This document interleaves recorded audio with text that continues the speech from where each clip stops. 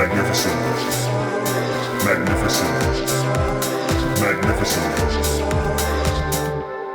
Welcome to the Magnificent Ones podcast. I'm your host, Oakley, and tonight we have a very interesting episode, and this episode is titled, Do You Have Enough? And as you know, as the first episode, we have Mark as our guest, and we have so much to unpack, and I'm looking forward to us diving deep into this title. I'm just really excited. I'm really excited to share the story. And the whole process is with each episode that we share something, we'll also dive into what the Magnificent Ones podcast is about. And also, you get to learn more about us as people, not just people presenting, a story or what have you. So I'm going to turn the mic over to Mark, and, he could do his introductions and, say how he feels, and we'll go from there. Yeah, do we have enough? It's like a never-ending question. Do we have enough now? Do we have enough later? Does our family think we have enough? Does our loved ones think we have enough? It's one of those things where it's like, do you build your own peace inside, or are you looking it from the outside? It's something that, I tend to struggle with too, because it's like, dang, once you get a piece of one of your goals, for me at least, I'm always thinking about what's going to come after. I'm not even 100% done on one goal yet. I might be 85%, and I know this is nearing the end, but I'm always like, dang, but what's going to come after? Like, is my mind going to rest? It's funny that when we think of the question, do we have enough? It leads into something else. Are we good enough? And we tend to take value from the things that we have as opposed to valuing the people that we are. So my message is that everyone has enough and everyone is good enough. And the older we get, we have to reach a point in which we have to distinguish the things that other people put in our heads and their expectations versus what we have instilled in ourselves and the expectations for ourselves. Because so many of us, we bring the trauma with us that someone else put there. Way too many people create the trauma that was done to them. Maybe you're an artist and you go to your parents and you say, hey, I want to do this thing. And your parents are like, that's stupid. Why can't you just do something normal, like be a lawyer or be a doctor, versus encouraging you to be who you are? Because if you're not doing something that you love and you truly are passionate about, then you have to be motivated to then do that thing. And if you have to motivate yourself to do something, then you don't love what you do. So as time goes on, you're going to become depressed because you had to motivate yourself to do that particular thing. And that's going to lead into you don't have enough and you don't feel like you're good enough. And what I mean by that is,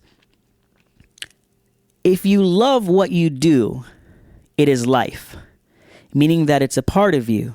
And each time you get up in the morning and you say to yourself, wow, I get to do the thing that I love, you will never feel like you're working. And that's very true, because you don't feel the same stress that other people feel, because to them it's a job.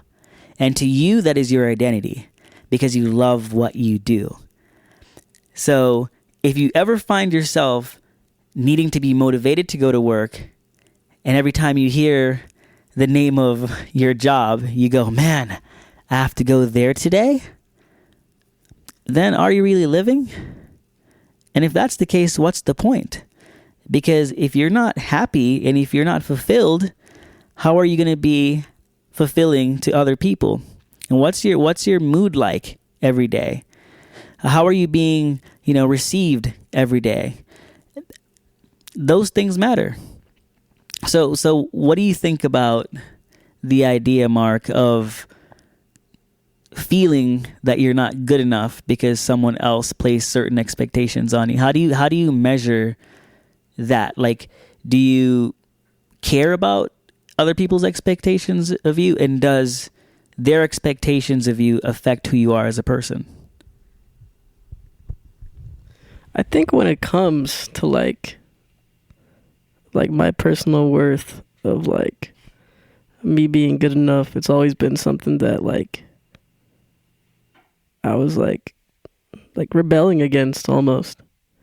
I would say probably around like high school is when I had like kind of like a realization, because I was always pretty like typical, like doing pretty well like in school and whatnot, and like not to like diss on school or anything like that, or even these people, but I guess just in my mental at the time in high school, I was in a magnet, and it was like an academic magnet, and at the time I was like, dang, like I know this is important, but I see like what am I believing in? Like, why am I actually doing this? Like, I had like kind of a, how do I say,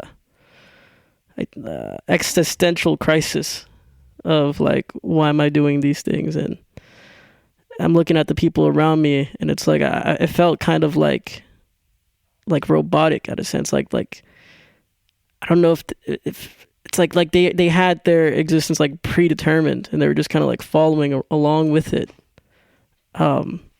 which is not necessarily like a negative thing. Maybe at the time they just had a clearer vision than me, and I was just projecting. But like at that time I was like, man, I started to get into music, started to get into other things, and I was like, I'm like, dang, there's like other avenues I want to like pursue that are not like the traditional norm or the like trajectory that maybe my family or society would deem like correct or good or right or smart. And I just started to think like, what does that even mean? Like, what does it mean to be right? What does something mean to be the smart path, the right path? I think that's when I started examining what is good for me. Like, what is good enough for me?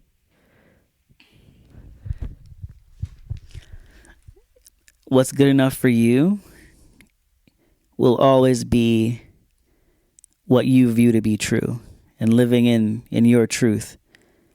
And that may sound corny, but that's very important. And the reason why I say that is your mind is like soil. And like soil, whatever you plant in it, that's what will grow. And too many times we allow other people to plant ideas in our heads, and those ideas grow, and those ideas take root, and then those ideas bear fruit. That was something that I had to truly take time to understand and reflect on. And it's almost emotional, because I remember one of my parents saying to me when I received my first B.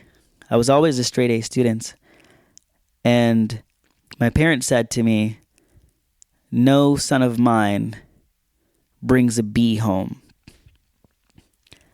And in that moment, my existence, it changed. I went from truly enjoying school to then finally coming to the realization that I wasn't good enough, and that I would be good enough only if I made straight A's.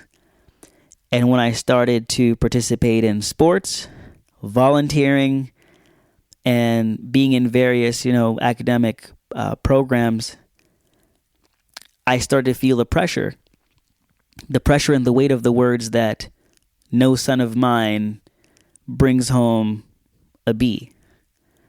that became me trying to live someone else's reality. Like someone else is living through me, right? So now I have to make straight A's in order to be a member of this family. And that was a terrible weight to carry for a while, because in high school I started to fall apart on the inside, of course. Then I started to overtrain.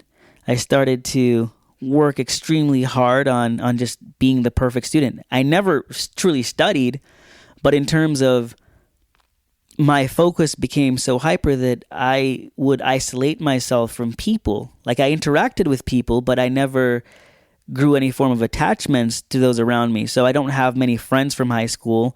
I didn't connect with people in high school because I went to school, I did my work, I played my sports, and I went home. I didn't go to anyone's party. I didn't party in high school. The same thing in college. I didn't party in college. My pursuit was just perfection.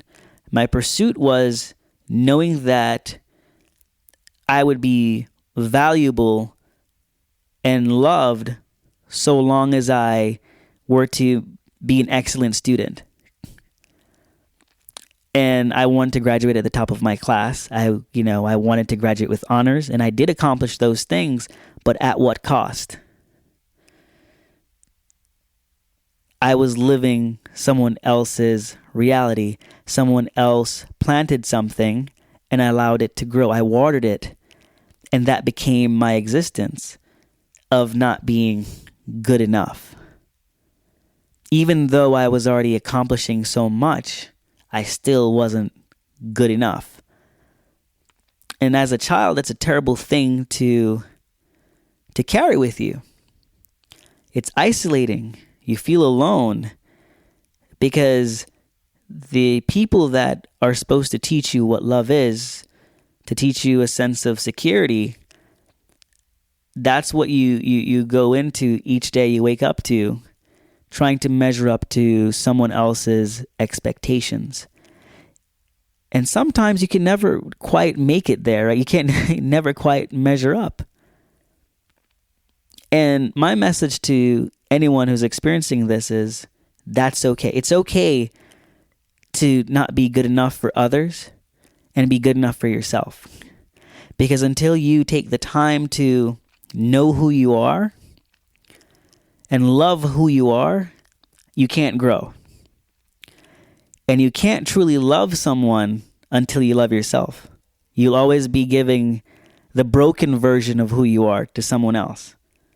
So it's very important to know what to take from people and what to allow them to plant in your brain, because like I said, whatever is planted in the soil, if you water it, it will grow. So, Mark, what's an experience that you've had where you felt like you weren't good enough? It's actually funny that you brought up that scenario where you had like received the B, because I remember that happening to me in elementary school. I had gotten like a B on a test, and it's not long ago. I remember it's like one of my parents. They were just like, it's like I had committed like a murder or something, and I was just like, I was like, damn, like I felt like in that moment, like if I get like another B again, like I might as well have committed another murder. And it was just heavy for me, because at that time, like I too, like I realized that like, my worth kind of depended, or in my perception depended on like what, red letter was on the paper, and what number was it, it's 89? No way, he might have killed somebody. And when it came to that, and I mean, there's other instances too,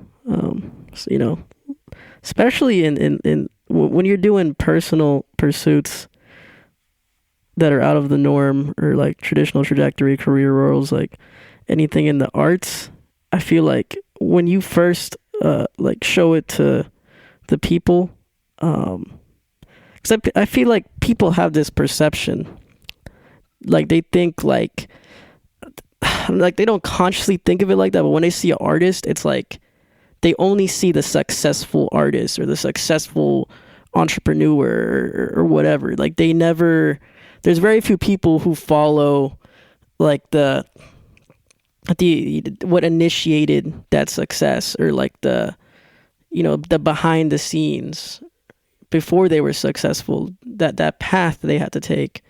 You know, the artist playing in front of 5 people, or you know, Amazon when it was in the garage. Like people are more interested in like the sexiness of like a finished product, but they don't like realize that everything comes from nothing at some point. So it's like you may be like, hey, you know, I'm gonna become a musician, or I'm gonna start this business, and you can tell like the people around you, they're just kind of like, that's cute. That's cute because they haven't seen it being successful yet. And maybe they're not wrong, you know, in thinking like that, because they might just like, oh, you know, this guy or this girl is, you know, all talk. But it, you know, I mean, that can still sting, you know. And I've definitely like seen people's perception like that, you know. And it was not until you know, my projects, they kind of had like that aura of professionalism on it, that people were finally like, oh man, you know, I remember when you were this and this, and now, you know, this thing looks like, and it doesn't matter if it had any views. It was just like, okay, maybe I hired a professional videographer for a music video, or maybe I actually did some ads. Maybe my music is really on streaming services. And people are like, oh man, that's like, you know, that's so awesome. That's so cool. And, but it's like, you know, it's like, I think everyone thinks in the back of their mind, okay, but like, you know, when I was planting my seeds, you were kind of like, those are just some silly looking seeds.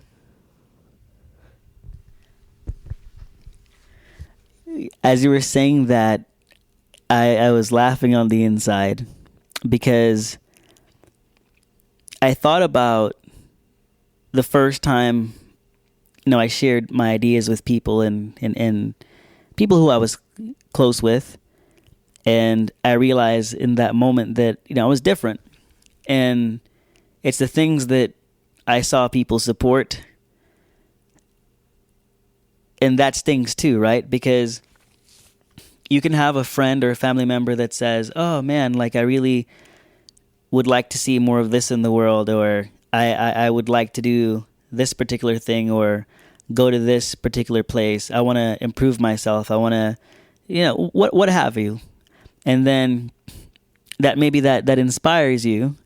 But then when you do those things that they had said that they wanted to do, and they see you living that reality, they tear you down. And in that process of tearing you down, it creates a relationship in which you then feel less than, and you see them as more than. That's the reality of so many people. And my goal, you know, as an adult, is to change that reality, because I've learned that the hardest thing to try to do in life is to be a good person, an upstanding person. That's the hardest thing you can pursue, because there's certain things that you're never going to allow yourself to ever do, and certain lines that you're never going to cross, and boundaries that you're not going to go into a certain territory, because your pursuit is what is right and being a good person. I learned the most valuable thing that I have in this life is my time and how I spend it. Because the things that I carry with me and the scars that I have aren't the physical scars. It's the deep-rooted, invisible scars of messed up things that, you know, people say to you. That's the thing that you carry on with you. Sometimes when we're on the receiving end of things, we tell ourselves, oh, when I get to that point in life, I would never do that to someone. Well, I have done that. I've teared down a ton of people in my lifetime. You know, whether I believed it was in self-defense or not. Like emotionally, I've completely eviscerated people. because that's what I allow it to again grow, and I live that reality that I will react in certain ways. But somewhere along the line, I realized that just like I'm hurting, other people are hurting. And the saying is, hurt people hurt people. I had to live that reality and be aware of that reality, that the best thing I can do is just do good. You know, when I say good morning to someone, when I take the time to say, how are you doing? It comes back to me. And now I don't base my reality on what I have, because that's meaningless. I base my reality and my worth on the good. If I'm doing good and other people are reciprocating that good, and even if they don't reciprocate it, that's okay. But the fact that I know that I am doing good is good enough for me. It's not the money. It's not, a nice house or a nice car. That means nothing to me. Even if I bought a $10 million mansion right now, how many hours am I going to spend in that mansion? Aside from going into that mansion, when I first initially buy it, I'm not going to enjoy it. It's just there's just a little gratifying feeling at the beginning, but that honeymoon phase, it goes away in an instant. So the things that are important in life are the things that are free, and being a good person is one of them. I realize that my greatest revenge in life now is to remove myself from people's life. I don't have to feed into creating more trauma. I just remove myself from a situation. Kindness is a currency. And when you're kind, people may take that for granted, because people don't think that the kindness will ever end. And so when you remove yourself from that equation, people begin to see your value sometimes, not always, but in most cases, people will begin to see your value or what you bring to the table. And so that's what I've learned. I don't put energy into fighting back. I don't put energy into defending whatever someone has to say about me negatively. I just remove myself from the equation. I don't have to feed into their reality. And I also understand that people are hurting, and most people don't know how to truly handle their emotions. And so, because I have a better grip of handling my emotions, I have power in the situation, and my power is to do nothing. Just be like water, like Bruce Lee said. And that power is something that I want to continue to expand, in the sense of, I just want to do good and be a good person. And I want to invest in being a good person. I don't think that I'm going to change the world, but I know that people are the ones that change the world. The governments don't change the world, right? Like Albert Einstein's E=mc² changed the world. Mark Zuckerberg changed the world. Steve Jobs changed the world. Michael Jordan changed the world of sports. People are agents of change. All that matters is what you do. And that is powerful, because you touch people every single day. Your governor can pass a law. Your senator can pass a law. But at the end of the day, that person's far removed from your life. It's your coworkers. It's your friends. It's your family members. Those people who you see every day will have the deepest and most profound impact on your life, for better or for worse. So I think that we should just do our best to just be kind to everyone, and to uplift everyone, and to tell people that, hey, you're doing great. It's okay that you mess up. That's okay.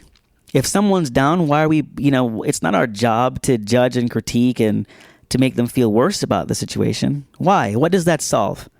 It solves nothing. Being kind costs you nothing. But being cruel can cost you everything. And as a boss, one of the things that I take pride in is that when people mess up, I think about it before I say something to people. I say, hey, it's okay. We'll grow from this together. And the reason why I say that is because if I don't say that and I decide to react on emotions, how productive is that person going to be?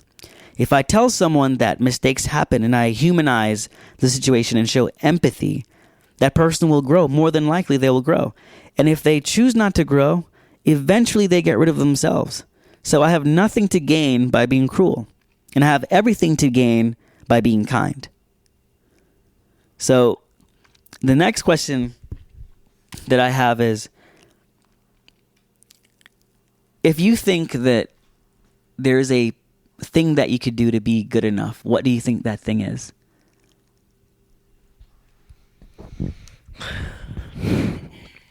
Like a physical practice, like a mental practice, like what are we talking about here? Dealer's choice.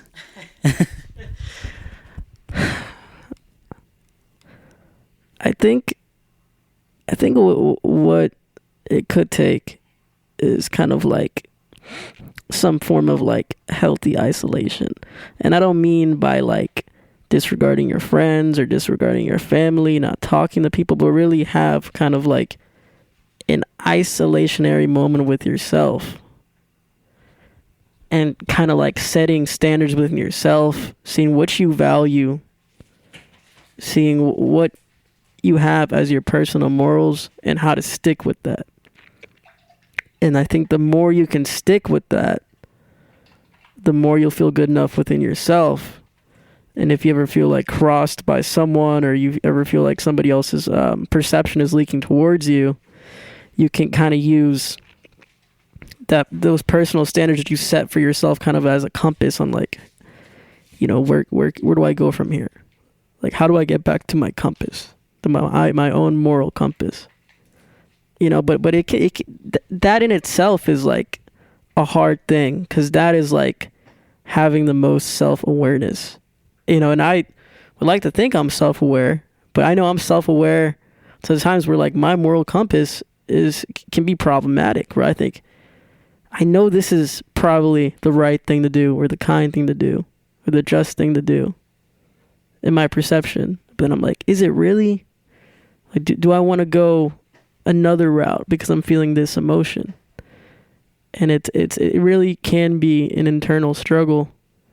But I think you really have to set your own foundation within yourself and see, how can I stay afloat upon this? Okay, so and this is just bearing it all out, right? I used to just want to accomplish just everything that I could possibly accomplish, right? So if I went to work, I wanted to be the best. And I, was very outwardly confident, or maybe I came across as egotistical, and I would say to someone, well, I cannot work you. I am, a better performer. I'm more productive. And I would use these terms. And I still think those things are true, right? I have this spirit of excellence, and I'm an extremely focused person. But what I had to learn is that every human being has a different 100%.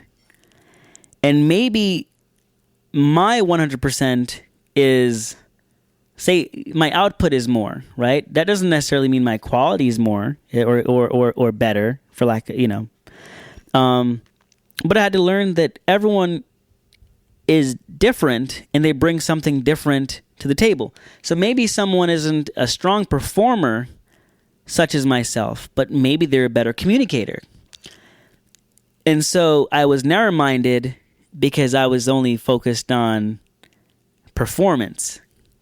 But what about the small things that make the biggest differences, right? Like knowing how to speak to someone, communicating effectively.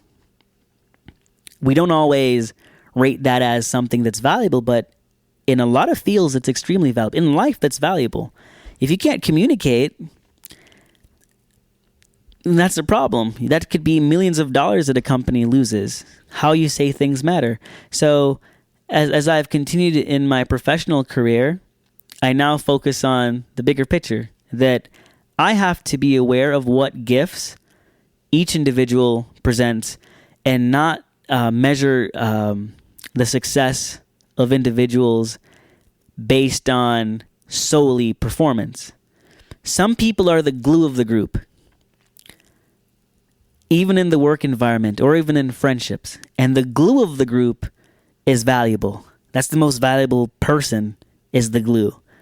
So now my focus isn't, I want to be the best in everything, because I can't ever be the best in everything. Especially because I don't know what the metric for being the best in everything is. And that was a very painful lesson that I had to learn. And, as I grow older, I'm happy that I get to learn more. But I'm happy to say that I've also experienced isolation in its truest form. What I've always done is I would go on these camping trips in which I would have no cell phone, no water, just the stars and good old Florida humidity, and building a shelter from scratch and just being able to disconnect and to center myself, finding my true north. That's given me a newfound strength, a great reset for my mind. Because when I can focus on my soul and the universe and my place in everything, I realize that everything is bigger than myself, and my impact matters. So how I make people feel, that matters. I don't want to be a person that, as a boss, when you're at work, you take work home with you because I said something messed up. And now you go home to your family or to your friends, and you now feel like you're not good enough. And one of the things that I've learned in life is that everyone has someone, or someone they look up to, or someone they're going to go home to. And maybe it's their ailing grandmother. Maybe it's their only child. Maybe it's their significant other. Whatever the case is, they're going back to someone. Do I want to be the person that makes them go back in a foul mood?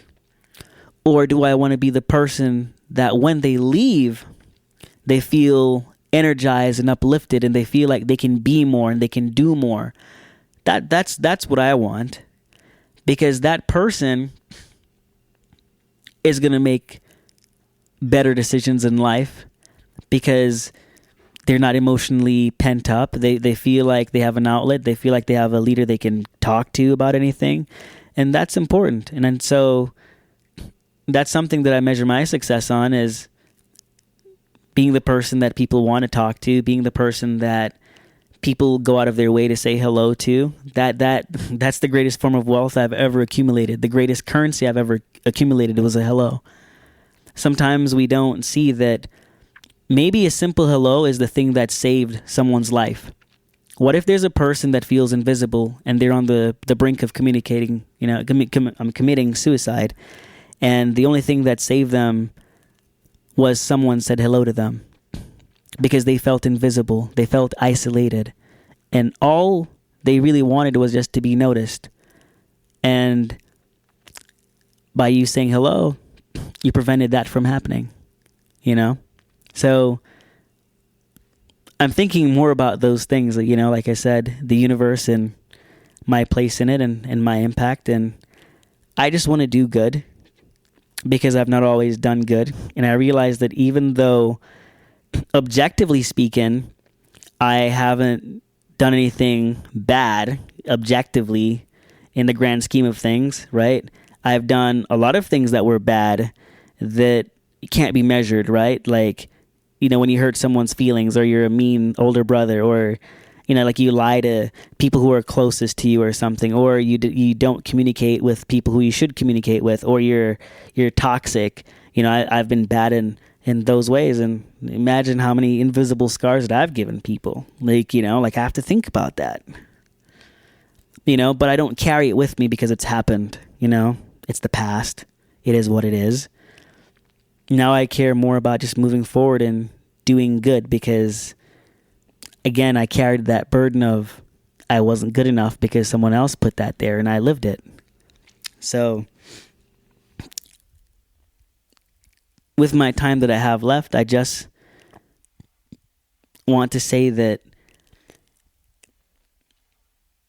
and this is hard to say actually. You know, we're on this rock that's floating through space into infinity, right? And in the grand scheme of things, our time is so fast, right? Like it's like a blink of an eye in the grand scheme of the universe. And what's our 100 years of living compared to a billion years or 14.5 billion years? It's nothing in the grand scheme of things. We're not even a blimp in all of existence. And yet, while we're here, knowing that, we don't maximize our time with each other. You ever think about that, Mark? That like we don't use our time to be kinder. We go to the snap judgments. We go to the things that are easier. And we create what others before us created, which is trauma. And like, you know, like we all tell ourselves, and, you know, for the most part that we're going to be different, but that's not true. We stumble, and some of us eventually become different. Yeah, I think what's crazy, I think one of like the hardest things to do in life sometimes is just enjoy our time and enjoy others' time. Because what that means to do is to kind of release yourself. And it sounds like a simple thing, but it's not. Because like you were saying, like sometimes you got to release yourself from judgment, you know, from biases, from past trauma. You know, you have to try to be, you know, empathetic in ways, and maybe you think you're an empathetic person, but your own trauma prevents you from being like that.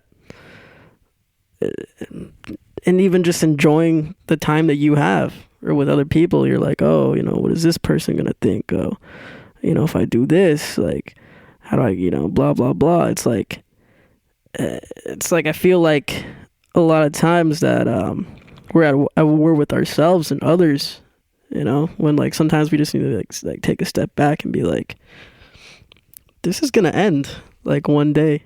And how long are you going to keep playing war with the world and others because you haven't found a way to relax in your own shoes?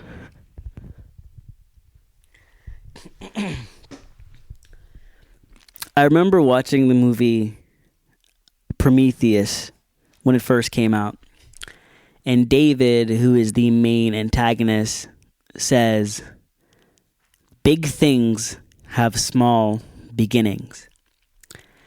And I remember another quote that I saw that says, special things come in small packages.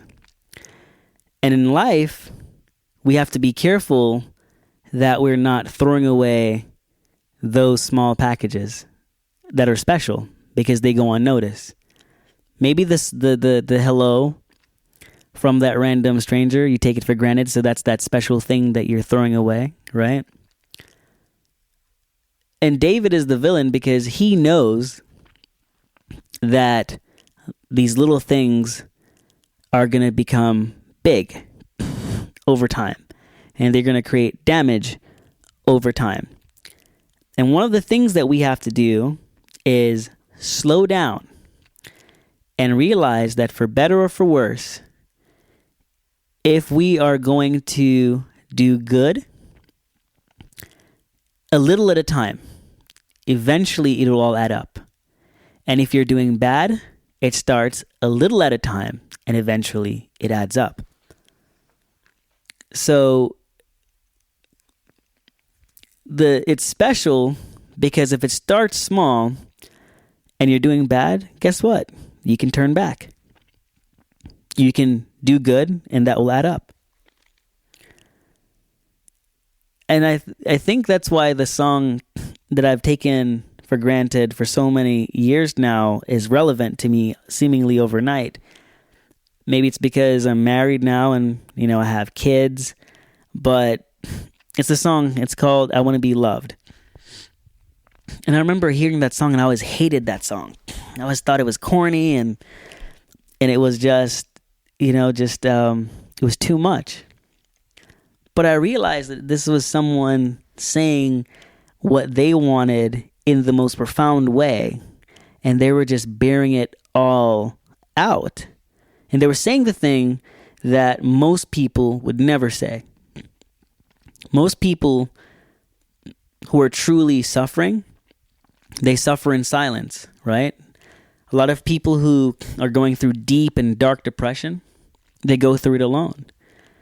And the line, I want to be loved, not for who you think I am, not for what you want me to be. I want real love with no strings attached.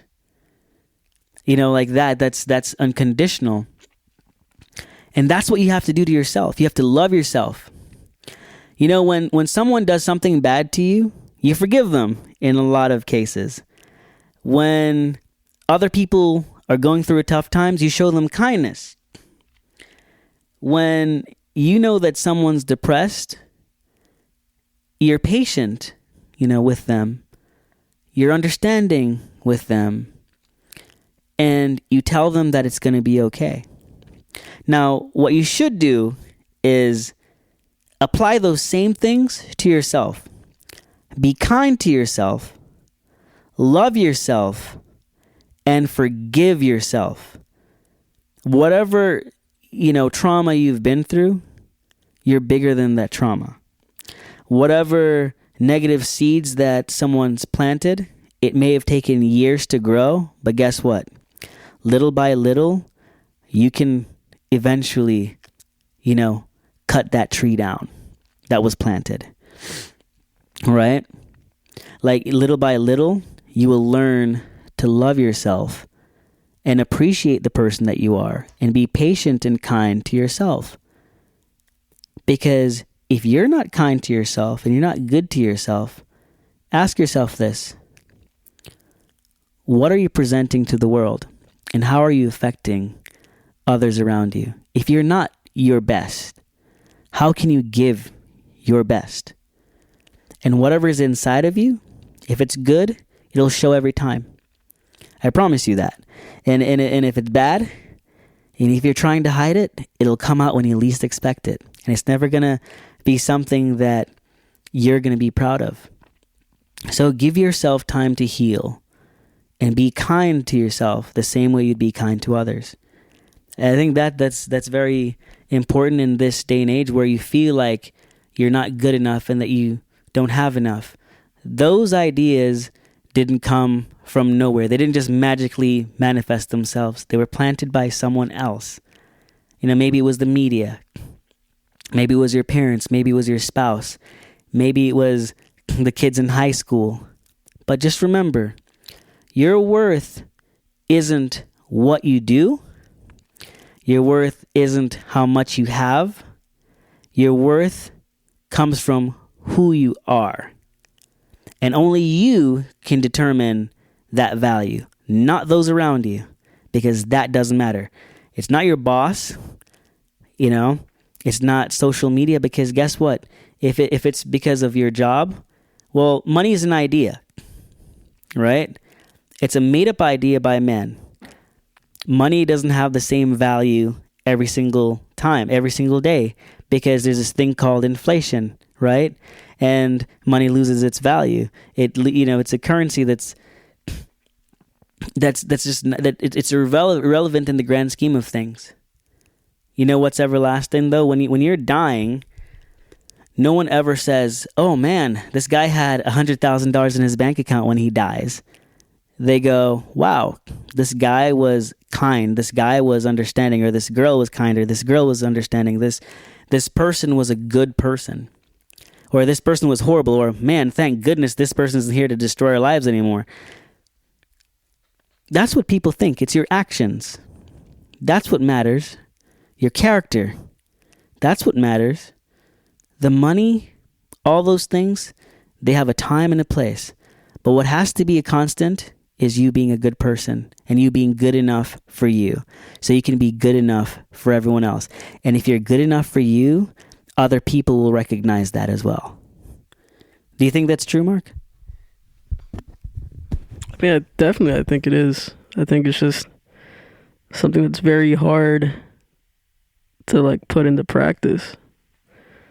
Because, I think everyone to their own extent, works in like to their own accord at times, not for like a necessarily a malicious reason, but just because you're just going about your life, going through your routine, and you just get on autopilot sometimes, and then someone might piss you off, and you're like, man, blah blah this person, and it's it's not always the easiest to like keep your composure and be like, I'm really gonna be a stand-up person today. I'm gonna be a stand-up person tomorrow, and the next day, because things happen. I think everybody, unless like you're a sociopath, has some sort of foundation of like what it means to be kind and a good person. It's just for us to all put it into practice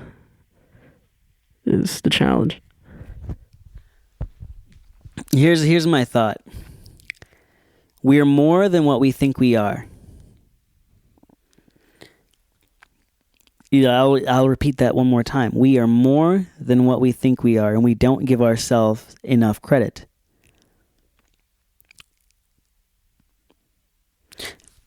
I started doing projects, various projects, because I wanted to learn to love something and appreciate it.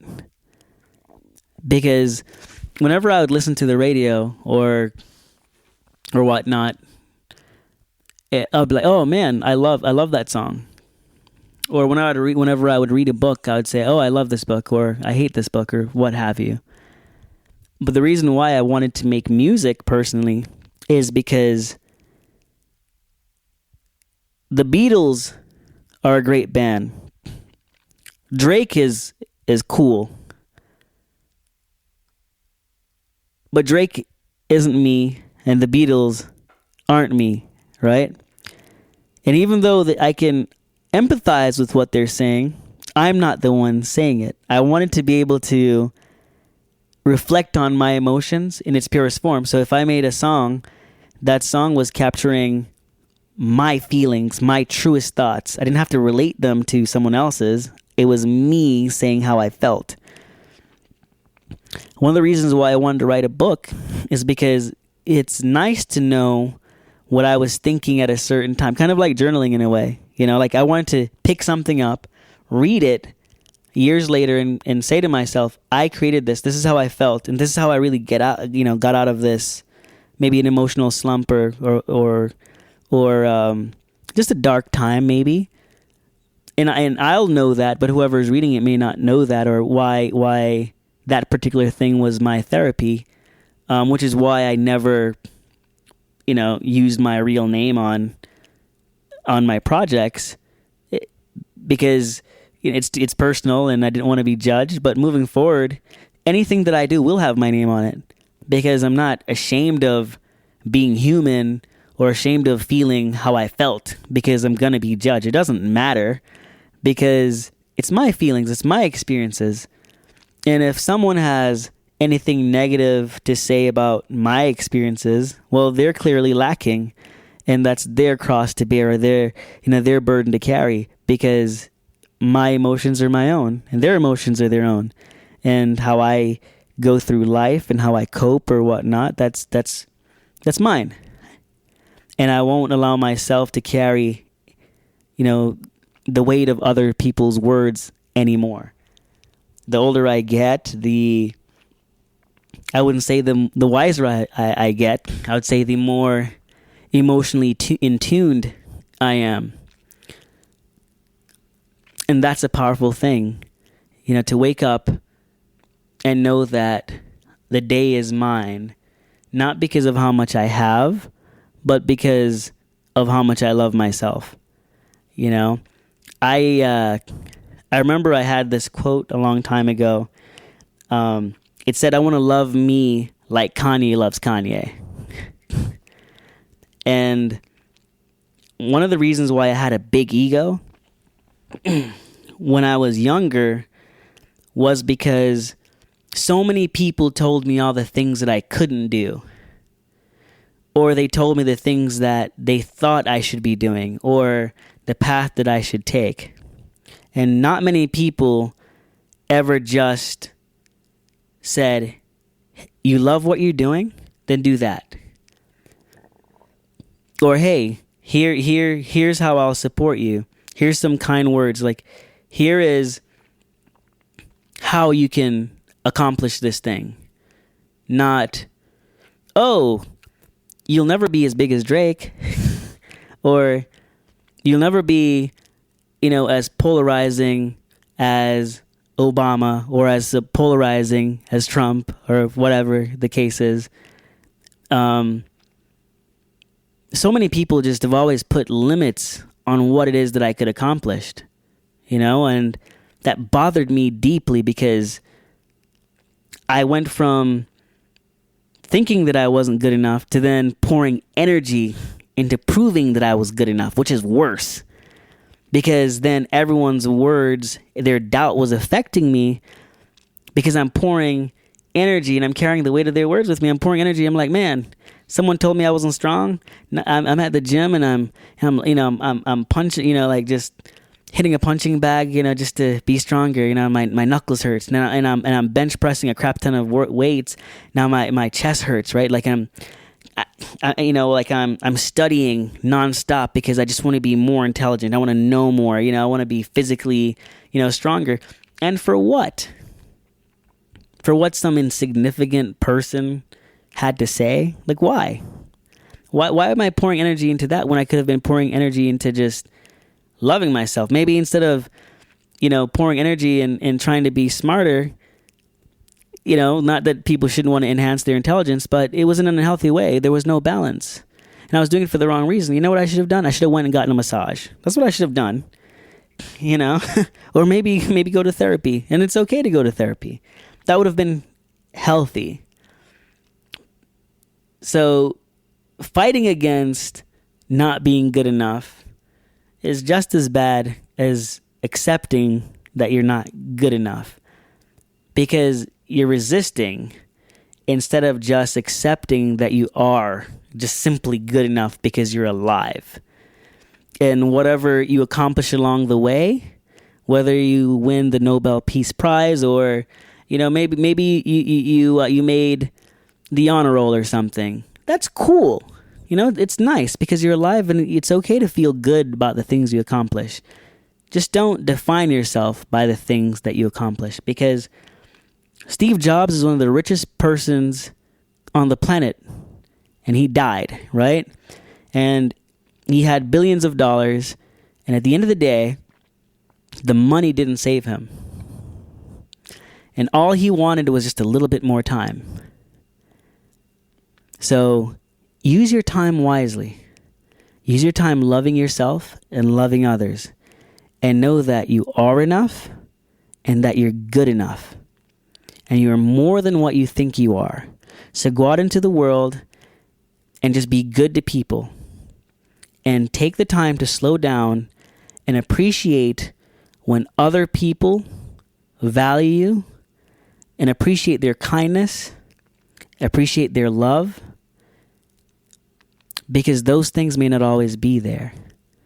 Because those may be the special, important package that's just in, you just, it's so small that you forget that it's there and you throw it away on accident. So, again, be good to yourself. And no matter what, your value is not what you do.